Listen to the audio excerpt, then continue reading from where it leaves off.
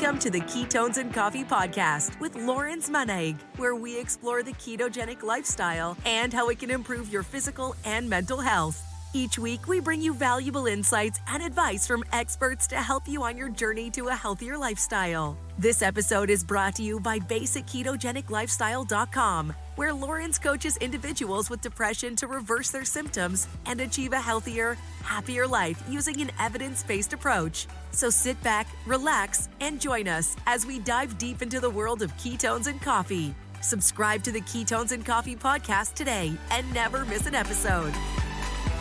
I'm so excited for this.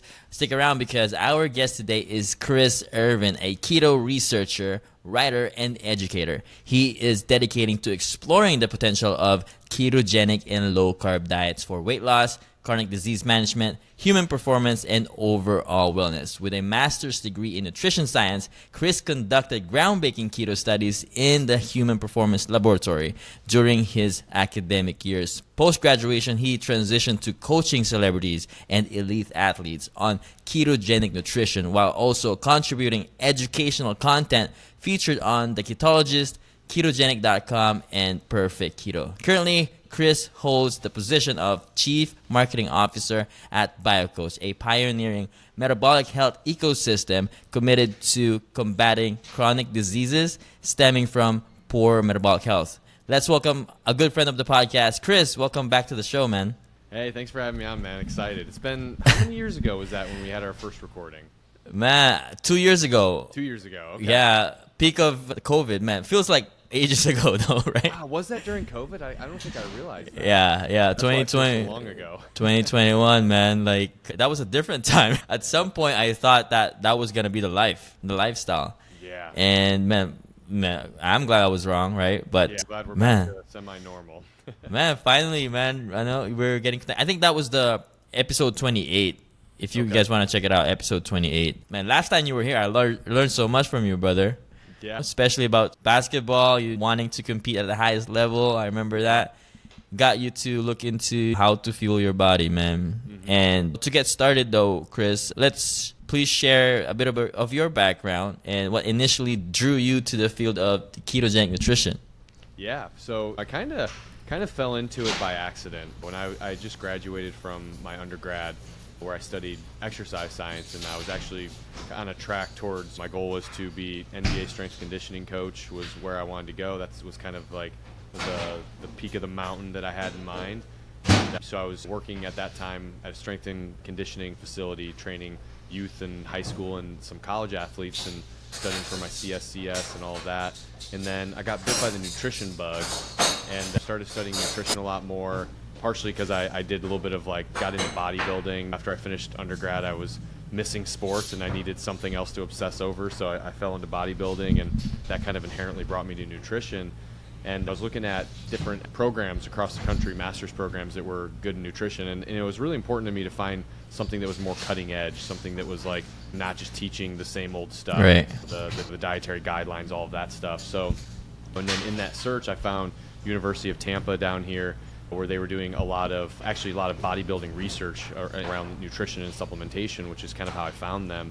And I went to a conference down here right before I attended the school, and at that conference was Dr. D'Agostino and Dr. Volek, two of the goats, if you will, in the keto space. And didn't know who they were at the time, and they presented some stuff on keto. I kind of saw okay, maybe this is a good weight loss diet, but didn't really think much else. And then when I returned a few months later to actually start the master's program, my first class was a sports nutrition class, and on day one we studied the ketogenic diet and its implication for endurance athletes.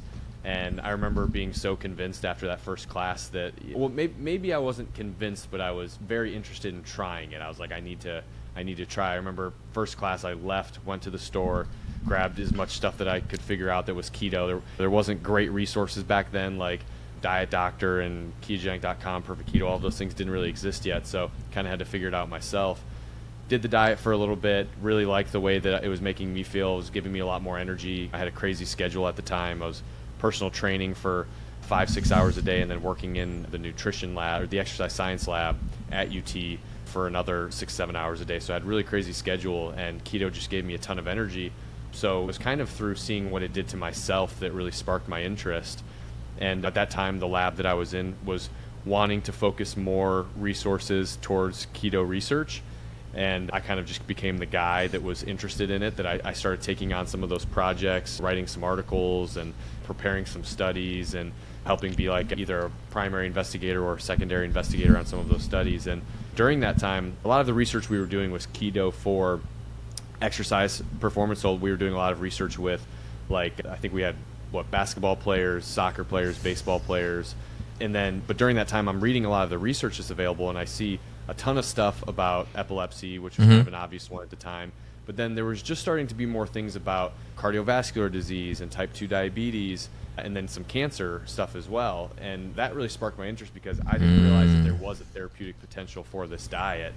And I think around that time I picked up, see if I can actually, I think I have it up here somewhere. Oh, yeah. So I borrowed this book from one of my friend's libraries, Tripping Over the Truth by Travis Christopherson, who Travis is now a great friend of mine, but incredible author. And this book really talked about more of like the therapeutic potential of a ketogenic diet, and I was just bit by that bug. So I joined we had a guest professor at the university that semester that was Dr. Angela Poff, who many probably know her now. She heads up the Metabolic Health Summit with Victoria Fields. They do that every year. But I just finished up her dissertation looking at keto and exogenous ketones for cancer treatment. And I had the opportunity to get to go intern at her lab, which was run by Dr. D'Agostino. And after seeing just talking to them, these are the brightest people that I'd ever been around, and hearing them talk about how much opportunity there was with this diet and how much potential it has as a therapeutic agent, I was just sold that like this is something that more people need to know about. And that was kind of where the Ketologist and everything came from, was, hey, there's a lot of good information out there, but like I said, this is back 2015, 2016, where there wasn't a lot of social media accounts dedicated to this. There wasn't a lot of blogs. There was no keto labeled foods at the grocery store yet. Obviously a lot's changed over the last 7 or 8 years, but yeah, I just kind of felt like I really wanted to play some role in helping get some of that information out there, and been stuck bitten by the bug ever since. Man, here's why I love your page, the Ketologist, because you, like you said, it's not really accessible to the masses, right? And you have seen that, and this is what, 6-7 years ago you said, and yeah, a lot has changed ever since. But when you were starting, I mean, you said there was only like a few websites out there, and you saw the opportunity to help people out. And that's where I love what you're doing, is because you make it easy for people to understand, right? For an average Joe to look at these studies, it's going to be hard to understand, because there's a lot of, first of all, limiting beliefs. Obviously, it's basically what the opposite of the standard diet they've been pushing. And so this is why people like you and other people who are pushing this diet and making more accessible to others is huge for a lot of people, right? Especially now, man. I mean, they look at keto as a fad diet, and some people look at keto as a fad diet, and they think that, hey, why are you still doing keto? I mean, that's like 5 years ago or something. I don't know. But man, that's why I love what you're doing. And when you first come on here, Chris, the topic that really stuck with me when you talk about dirty keto, and you said by taking it all the way, you will see tremendous results. Meaning like taking the vegetable oils away from your diet. And that's the first time I ever heard somebody talk about that. And it's all over now. Yeah, and it's a huge difference, because later I realized that I was unintentionally following a dirty keto at the time, right? And this opened up new possibilities for me, and I was just beginning my keto journey at the time, but which was pretty powerful for a lot of people. I then realized when I had you on the show, I realized to search foods that has vegetable oils. And that simple change, although not easy, right? Because it's everywhere. It can really make a huge difference, man. Yeah. I mean, that's kind of, it's actually funny. I'm working on a course for Primal Health Coaching Institute, and I just finished writing a chapter last night where I kind of talked more about like food quality and dirty keto and everything. And that's been one of those topics that like my thinking on it has evolved so much over the years. Like when I first started keto, I did dirty keto, just same as you. Like if you just start, that's just where you kind of end up. You're eating a lot of cream cheese and pork rinds and nacho cheese and hot dogs, like whatever it is that's low carb. And then it was really when I moved out to Austin and I met Dr. Anthony Gustin at Perfect Keto, who is just a really big proponent of food quality. And he kind of introduced me to farmers markets and shopping locally and all these things. And then you start looking at and there actually is some research out there on this stuff of like better nutrient profiles of foods that are being sourced locally versus packaged in highly processed foods that have to travel a long way to get to you. Yeah. So there is differences in those things. And then in the seed oils thing, that one has been, I'm excited that more people are talking about that. That was another thing that he kind of really put on my radar and drove it home for me. But it's crazy kind of the resistance that we're seeing to this. I saw an article the other day that they got published from, who was it? It was Rolling Stone magazine, which not to be political, but they're a compromised magazine. But they talked about how like there's no evidence for seed oils being bad and how it's like a right-wing issue, that like right-wingers are pro seed oils, which was really crazy to me when you consider what like the Democratic Party is maybe supposed to stand for, and the fact that seed oils are in really cheap foods that are kind of ate disproportionately by people who low income families and people who are at the highest risk for chronic diseases. So it's been a little bit alarming to see how we're starting to see some pushback on something that's so obvious. And a lot of that pushback, I think, is centered around the fact that like there's not a study that shows that, hey, here's seed oils versus not seed oils, and this is what happens, because nobody's going to fund that study, and there's a lot of variables in there, and it's a hard thing to do.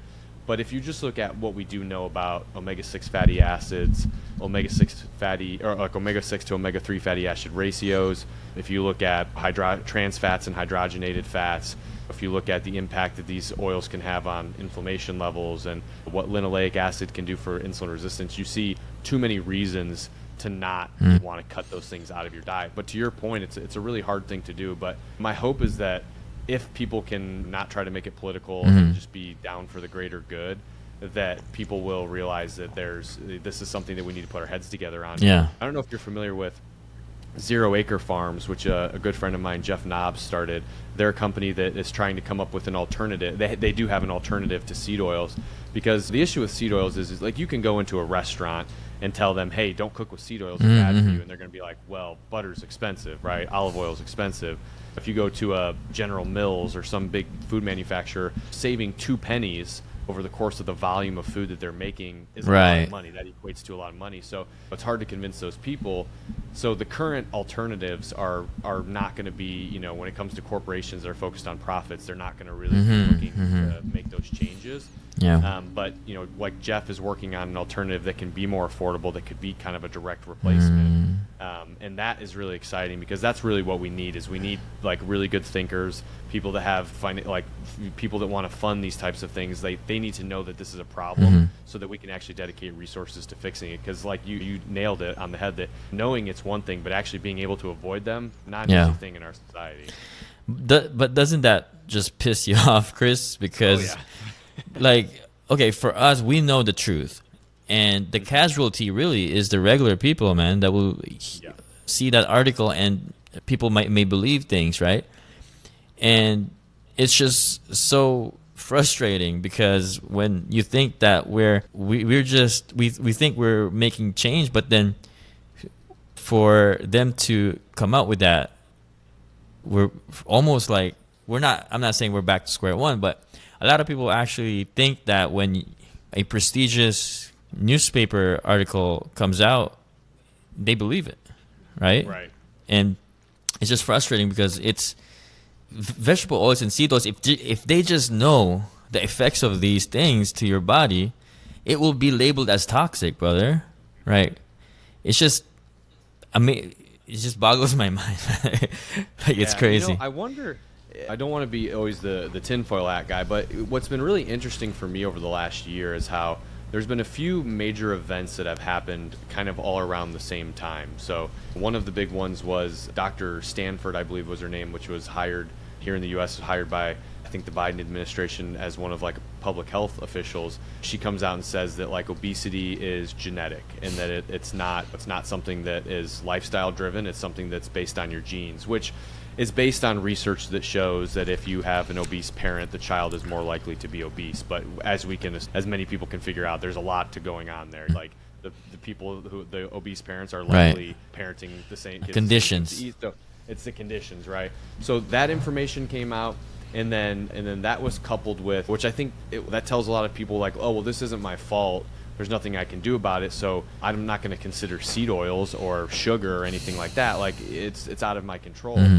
And I don't know if this was necessarily a goal, but around the same time is that over the last year, these GLP-1 medications for weight loss, these semaglutide medications, have gotten really big. They're originally a diabetes drug that has been kind of repurposed and now approved for treating obesity, and it's extremely effective at producing weight loss. But as we're starting to see now, we have some longer term data showing that when people come off of these medications, they gain the weight back.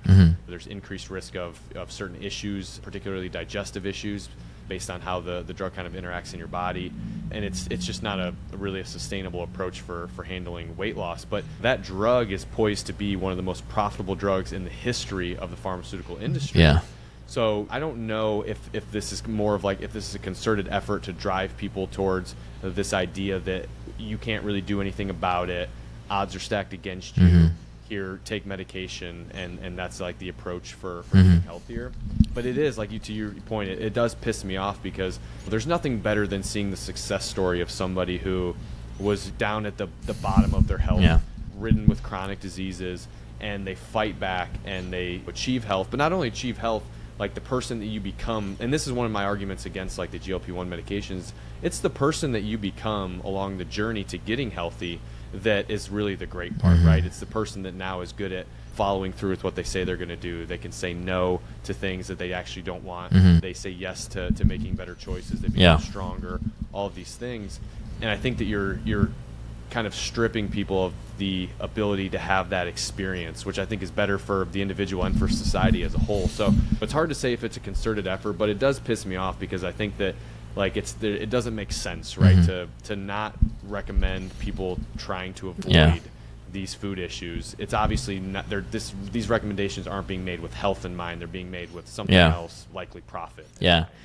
It's one thing to sell them a product. It's another thing to convince them. You know what I'm saying? Like convince them by paying articles and paying these big newspaper companies to write you an article.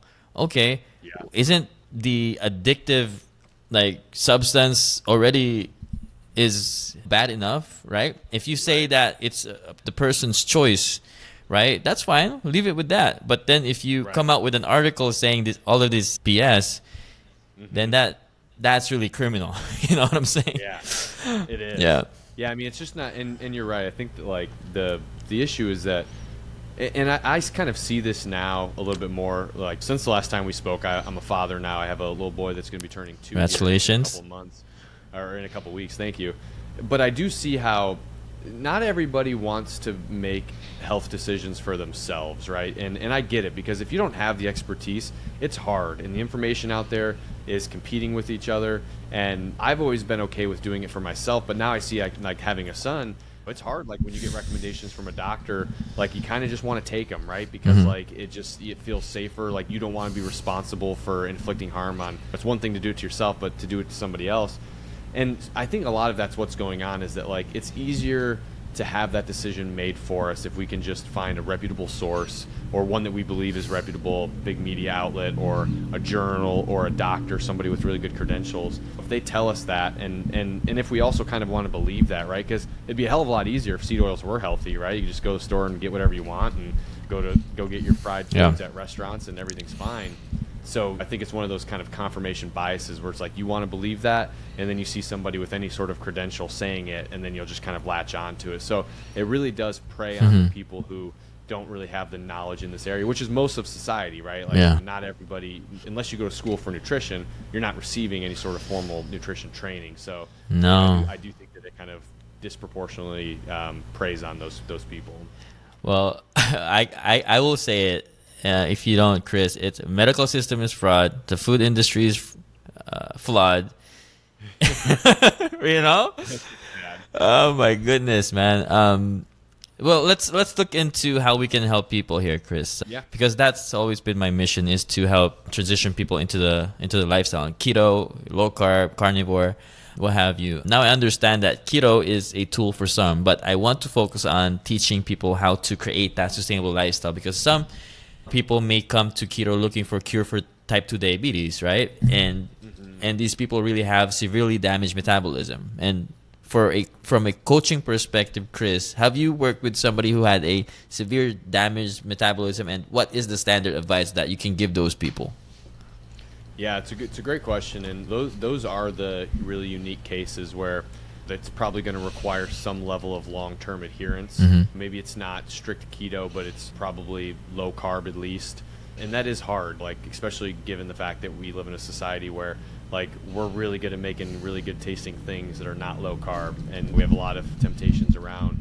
So, for me, I always kind of think that it's a journey that people have to go through, where you can't expect perfection at any point along the way, and you especially shouldn't expect perfection at the very beginning. I think a big mistake that a lot of people will make is that they'll jump in thinking that they're going to be absolutely perfect for some set period of time, 30 days, 60 days, and falling short of that kind of just leads to them being derailed and not really returning to the diet. I think a better approach is to realize where you're at as an individual and kind of go from there. So if I'm working with somebody and they're starting this diet and they're coming from eating a standard American diet, and they have a lot of chronic health issues, they're dealing with food cravings, they're dealing with mood disorders, maybe they don't have the best relationship with food, that type of person, I'm not going to give them macronutrients and calories and tell them to start tracking, right? Like, my approach for them is going to be, here's a list of foods, you should try to eat these foods, and here's a list of foods that you should try to avoid. Be as best as you can on that list, right?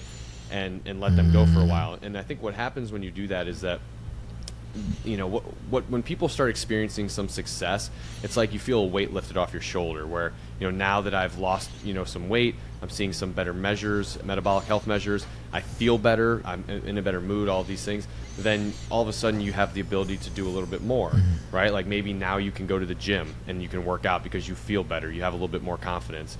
So my kind of approach is to always just unlock that next thing for them. So it's like, okay, you've been following this way of eating for a little bit, you're seeing progress. If you're seeing progress and you like what you're doing, let's just keep rolling with it. And then once you get to a point where, hey, can we introduce exercise now? Hey, for the next couple weeks, how about we do track food now, so that you can get an idea, not so that you can just track indefinitely, but so that you can really understand what is in foods, so that this can be sustainable for you down the road, where you can just walk into a store and realize what's a good food for you to eat, what's not, go to a restaurant, be able to do the same. So then just continuing to equip them with those tools. So I think that's always kind of been my general approach, but I think another big key to it is helping people figure out what foods that they like and the things that will kind of keep them on track. Like, I think that we talked about dirty keto and everything like that. I think that there is still a time and place for that, right? Like, if you are somebody who you have a lot of work parties, or you have like a lot of social events and stuff like that, it's better, like, rather than just completely derailing, if you're trying to stay on track, like, dirty keto can be something that you go to when you're in those situations, when you're vacationing. So I think in using that kind of principle to find what are the things that you can go to when you're feeling like, if you're like, for instance, a lot of women, if you're dealing with during your menstrual cycle, and when you're going through your period, it's a time where you have a lot of cravings. What is the thing that you can fall on during that time that's not going to completely derail your health, right? So giving people those options, like finding what's the keto dish that you love to make, and you can make it in a pinch, and it tastes great to you and it's easy to make, or what's the restaurant in your town that actually makes a great keto friendly dish that fits within your budget that you can go to frequently. I think the more you find these things for people, and that's something that I've kind of found in my own journey, it's like that's how I stay on track, is that I have my go-tos, right? Like, I know if we're going to go out for lunch, I got my spots that I like to go to that have really good keto friendly dishes at. If I'm going to be for my birthday, I have my favorite keto dessert that I like to make. So I think the more you give people these things, and you kind of show them that dieting doesn't have to be eating broccoli and chicken. It doesn't have to taste bad. It doesn't have to be bland.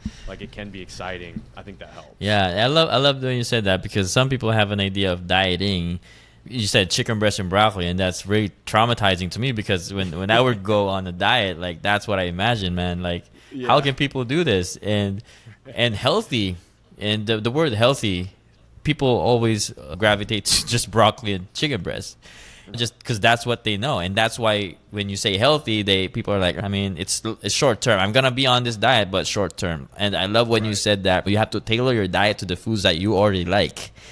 And that's the first. And then when you go off plan, it can still be keto, right? Low carb, but you can indulge into keto treats, and you can bake, and which is essential. I think cooking is essential when you start this diet. You really have to cook at home, right?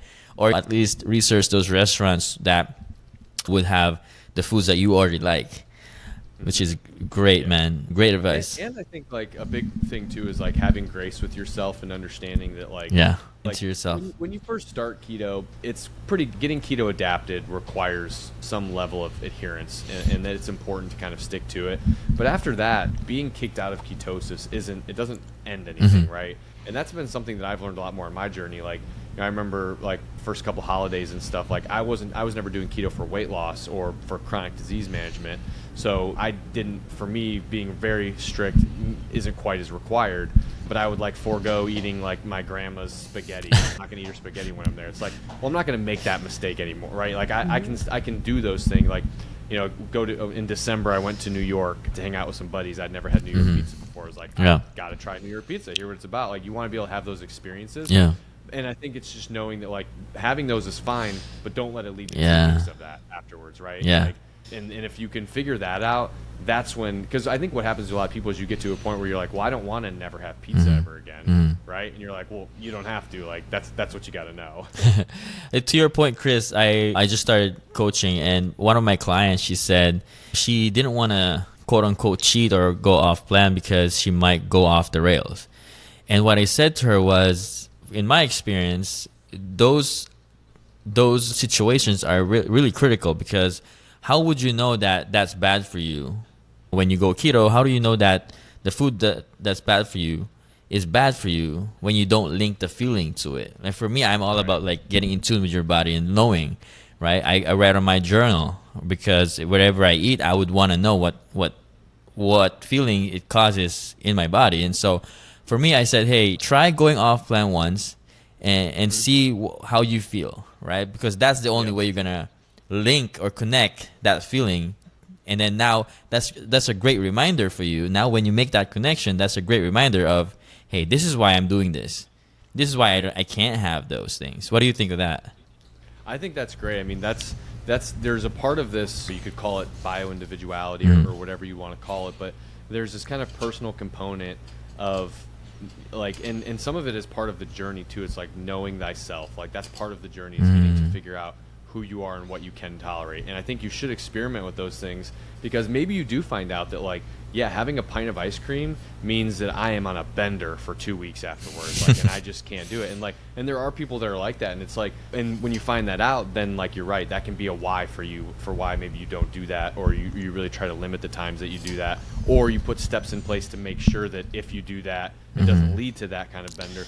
But then there's other people where it's like, yeah, you could go have a non-keto meal and really indulge yourself for a single meal, and then you have no problem waking up the next morning and going to the gym like you would have anyway, and getting right back on track with things. So I definitely think there's kind of that component. And the thing is too, is that it might change as you go. For people who are coming from the standard American diet and they've been doing it for years, there's probably more of those cases where like you get that first taste of sugar or some hyper palatable carbohydrate rich food and you just want more. But 2 years from now, that might not be the case anymore. You may kind of like work through that, and now you've seen so many benefits in your health. Because that's the other thing too, is it's not just about it's not like you ever wake up one day and you're like, oh, I no longer ever want to eat those foods. You kind of get to a point where you no longer want to feel like what those foods make you feel like, and you want to feel like how you feel when you're not eating those foods. So that's another reason why I like to take that slow approach of like, let's just get you experiencing ketosis first. Yeah. And once you kind of once that light gets turned on for the first time, then you go, oh, this is a much better way for me to be navigating living in my day to day versus what I was doing before with energy crashes and mood all over the place. And and have them realize it's not that you can't have that, it's just that you don't want that anymore. Exactly. Right. Man. Yeah, that's a really great way to put it, because I'm known across the board as the keto guy, right? So my wife has a massive family. We go to like family things, and even in my family too, it's like you get these questions like, can you eat that? Like, can you have that? Or like, what can you have? And it's like, well, I can eat anything. It's just whether or not I'm going to choose to eat that thing. And sometimes I do, but most of the times, I'm gonna steal that, Chris. Yeah. I'm going to a wedding tonight. And I'm gonna need that for sure. Thank you, brother. It's like I can do whatever I want. Maybe I don't want to. Yeah. Here's the thing with, again, coaching. To what extent do you delve into the historical and scientific research to help individuals just grasp and become excited about the ketogenic lifestyle? Because what specific strategies do you implement and to help them buy into the process? Because sometimes we are so into our diet, like standard American diet, and to their point, right? It's the opposite of what they've been doing. So like, to what extent do you talk to them about the history, about Ansel Keys and all that stuff? Yeah, that's a great question. So I don't do a lot of coaching anymore. It's been a few years. Like, BioCoach is taking a lot of my time there, and we do coaching through BioCoach. So I don't do a lot anymore. So a lot of the clients that I do work with now are usually professional athletes who they don't care about anything other than what's going to help me meet this goal that I need to hit. But so that's kind of a specific use case. But for back when I was coaching and just in general, kind of understanding the philosophy of people, like, education is a good motivator, but it's not necessarily a lasting motivator, and motivation is a really weak strategy for behavior change. If you ever read, good recommendation for people out there, if you care about the science of behavior change, Tiny Habits by BJ Fogg is a great one. Okay. And he kind of talks about how motivation can get you doing something that's hard initially, but it's not a lasting strategy for driving behavior. But at the beginning it can be. And education, I do think, is a good motivator. Knowing why you're doing something, I think, can help. And one of the things that you typically see with people, like when they start keto, is that they kind of get engulfed in like the community, and they're really passionate about it, and it becomes almost a religion for them. And there's this desire to learn those things. So my strategy was always to, like, if that flame is there, I'm going to stoke it, because I know giving you that information is going to help at least some degree of getting you through this first part, these first couple months where things are really hard. You can just keep thinking back to the food industry screwing me. I don't want to have these chronic health issues. Like, those can kind of get you through those tough moments. So now, would I ever do that in like a one-on-one session? Probably not, but what I would do is direct them to great resources. Like, hey, you should check out Why We Get Sick by Ben Bickman, so you can really understand insulin resistance. Or you should check out, I'm drawing a blank on the book by Nina Teicholz. I think I have it up there somewhere. Big Fat Surprise by yeah. Nina Teicholz, right, where you're covering the Ansel Keys story and all of those, all that backstory. If they're into that stuff and tuned into it, which I will say, surprisingly, that's kind of why my brand still exists to this day, is that more people than I would have initially guessed do care about the science. I think people like to be able to give themselves, because with something like keto, you're going to have a lot of interactions with people where they're going to be like, why'd you take the bun off the burger? Or like, really, you're getting a salad at a pizza place? Like, or you're going to have these interactions where, and not everybody's going to be receptive to what you're doing. Some people may poke some fun. Yeah. Some people may tell you what they've heard, that keto's terrible and it causes cancer and you shouldn't do it. Yeah. And I think people like to be able to have that kind of something in their back pocket to say, like, no, actually, this is what's true. So I always kind of lean into it. If that desire to learn is there, then you should definitely help push people to learn more, because I think that's how you can kind of get some passion involved that will help carry them through those tough times.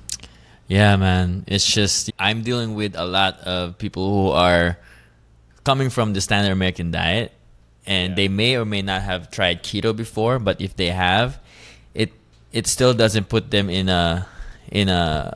doesn't give them the edge over the other person, because sometimes they did it wrong, right? And they have, since they fell off of it, it means that they're thinking food options are not, and it's not sustainable. And so for me, that's why I asked you that question, because the mission is to just help family and friends around me, right? I've been trying for a couple of years now, right? I think transitioned a few, right? But my parents is a tough one, Right? I've been trying, but yeah. Family is the hardest. They're the Right? surprisingly. I always laugh because it's like there'll be times where I'll get off a meeting with like bio coach and somebody sitting next to me will be like keto, and like they'll want to hear all about it, and then I'll see them a couple weeks later and they started the diet.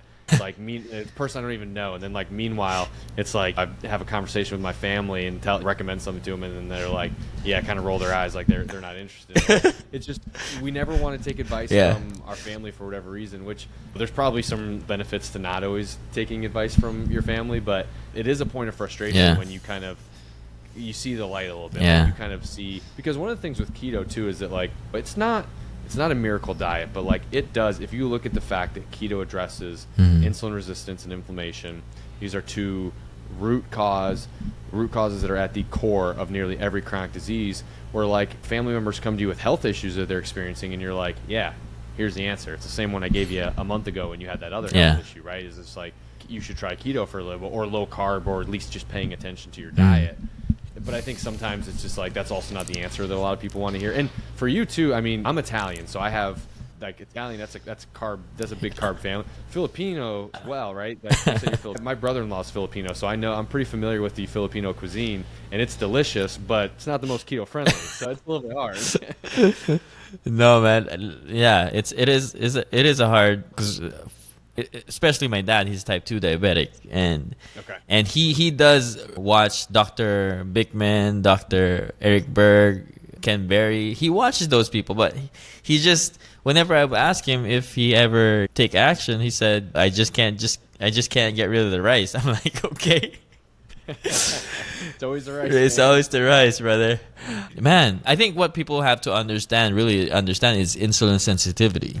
You discussed this a lot in your channel. Can you discuss the relationship between insulin resistant and chronic disease? I think this is the part that people may understand a little bit, because it's not going too deep into the science, but it is really simple of metabolism. And can you discuss a little bit about that, and how can we help people understand that? Yeah, for sure. I mean, I think it's the biggest thing to understand, because it is why somebody would do keto, and it is kind of what we're trying to avoid when it comes to chronic disease. And I will say, give a shout out. You mentioned Dr. Bickman, his book, Why We Get Sick. Incredible book that gives you everything you need to know about insulin resistance, and kind of shows you very detailed with research how insulin resistance plays a role in all of these common chronic diseases. So highly recommend everybody check that out. But yeah, I mean, the simple version of it is that our bodies, when we consume carbohydrates, those carbohydrates are broken down into glucose. That gets funneled out into our bloodstream, causes our blood glucose to rise. This signals for our pancreas to secrete a hormone known as insulin. Insulin then will go to the different cells in your body, and it will bind to a receptor and say, hey, open up and let glucose into the cell to be used for energy. This is a good process. It's something that evolutionarily speaking, we've always had this. It's a way for us to utilize carbohydrates for fuel, which despite it always gets a bad name because of keto, but that's not a bad thing.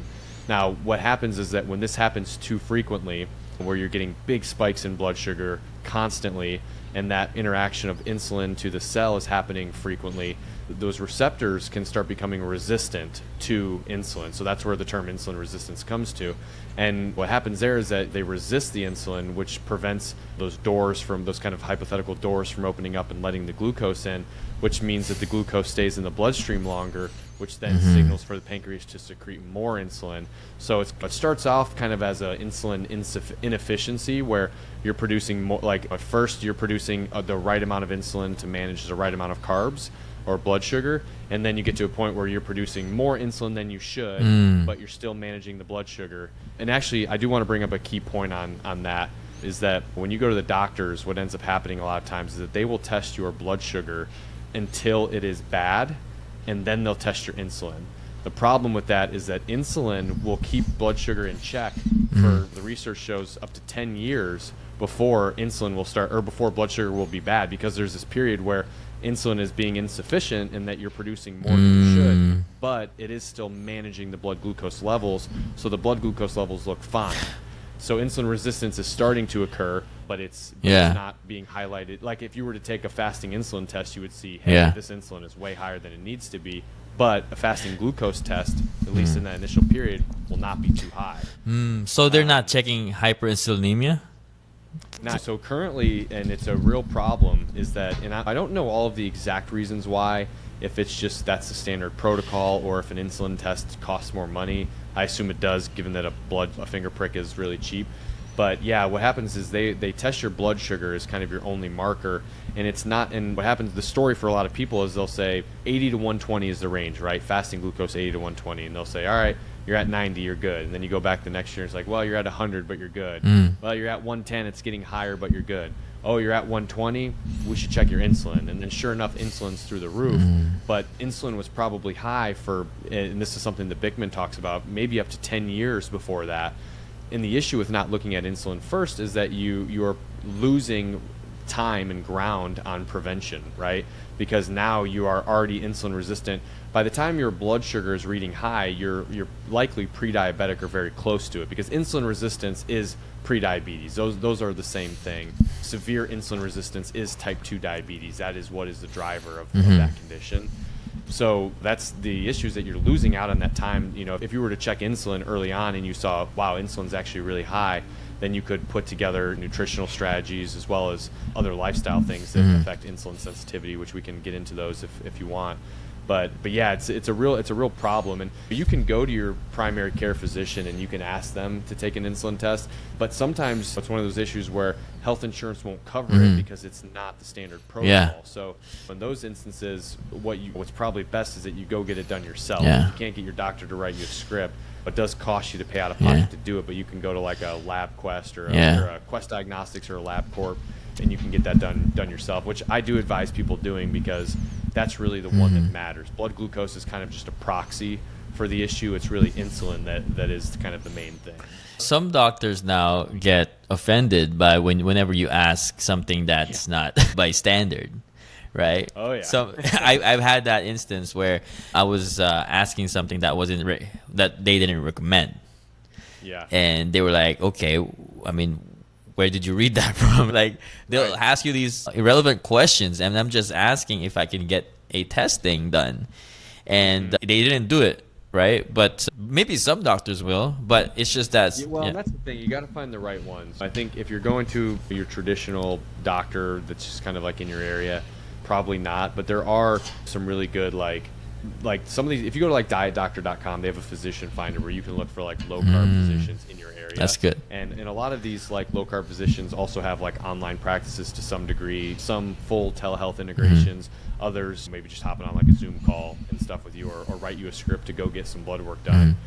But you know, it's so there are those doctors that are more open to it, but you know, a lot of the doctors that are open to that are the functional medicine doctors who are considered quacks. You know, like if you're a functional medicine doctor, for whatever reason, like our society doesn't give those people as much respect for what they do, because you know, it's maybe not a traditional like MD, but it is a silly thing, because one of the issues when you look at traditional doctor training is that it's something like 0.14, I think it's 0.14% of a doctor's time spent in medical school will focus on nutrition.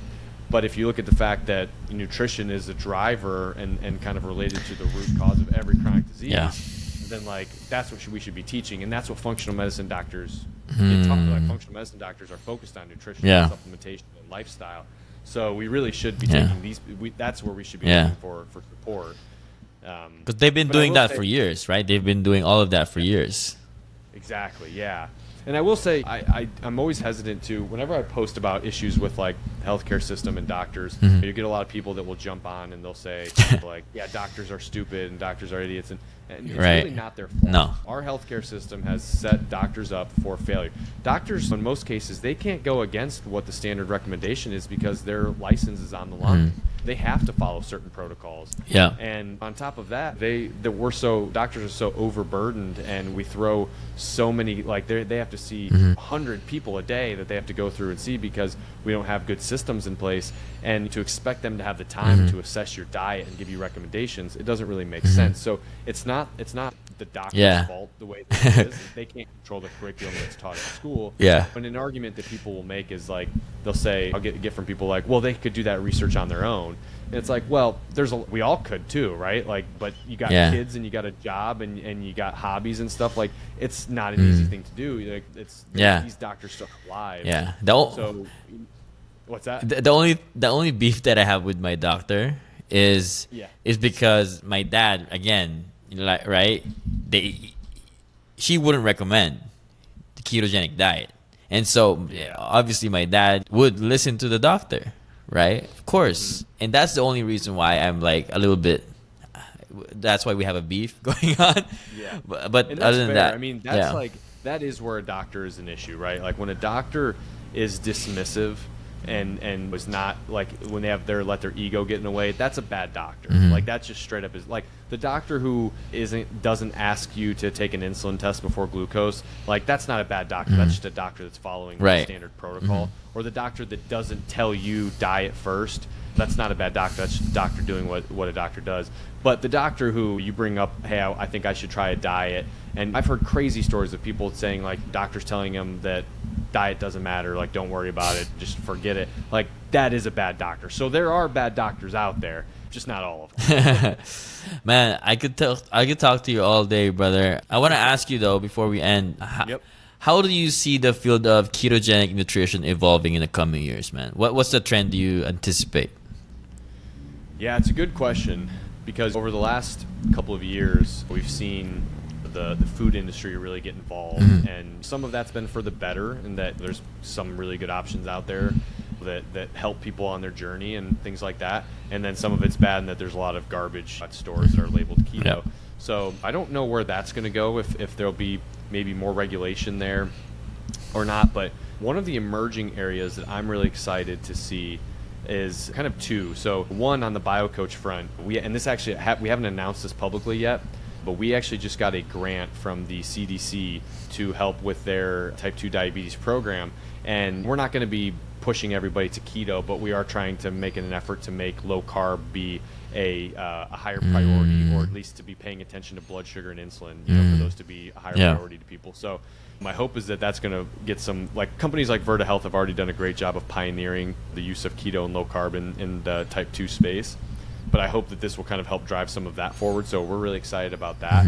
But then the other one I think that's really interesting is the use of keto in mental health disorders.